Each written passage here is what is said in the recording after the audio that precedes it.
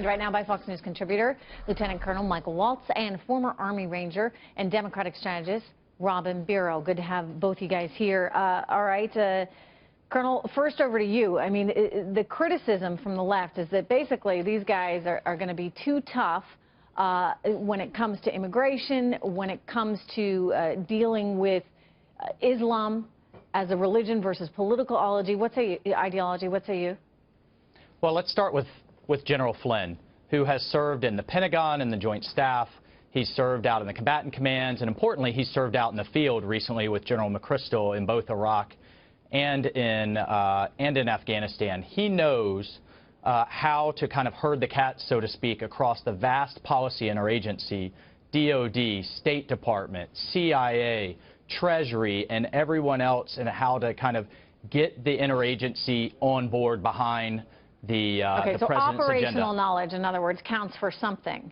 It counts for the a criticism lot. Of him, Robin, is of course you well know that he perhaps has ties to Russia that might be considered unseemly. I mean, look, I'll tell you, we've made the point all along here on the show that you might want to think about teaming up with a place like Russia right now in the fight against ISIS, in that enemy of my enemy is thus my friend. And while, you know, we don't need to be too cozy with Putin, let's face it, we got the same goal. We want to take out Islamic extremists.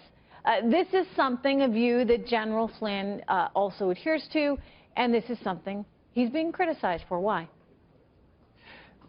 Well, Trish, the basic reason is that they're conflating Muslims with terrorism, but you just said it accurately, that it's No, actually, I mean, he said Islamic extremism. Yeah, okay. Right.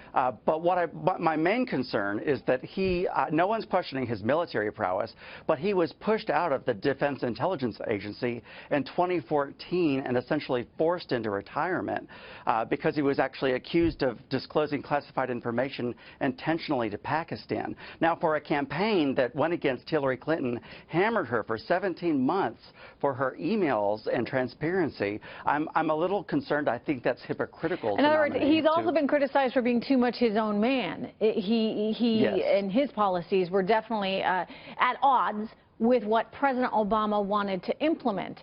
But, you know, as much as you need to do the job of your boss, you also, and we saw how much trouble this landed Hillary Clinton in when she was out there, you know, campaigning for TPP, the Trans-Pacific Trade Deal, while then trying to say, oh, really, I wasn't so crazy about the thing. You also have to be your own person in all of this, and you navigate these sort of potentially treacherous waters between what you want, what you think is best, and what the boss thinks is best. That said, Colonel, it seems as though Flynn, General Flynn, and Donald Trump seem to be more in agreement than disagreement.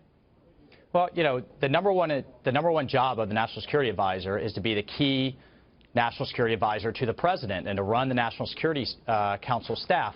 And General Flynn understands that what we're facing here is a global war against Islamic extremism. And, you know, it's relatively easy to bomb a tank, hard to bomb an idea, and we need to put a long-term strategy in place to undermine the credibility of that idea, like we did against communism and like we did against fascism. Yeah, I think that's going to be the thrust shift, of what you see him do. And it's a big sort of awakening for the left as they deal with the reality that people are going to get tough on this stuff. Thank you so much to you both, Colonel.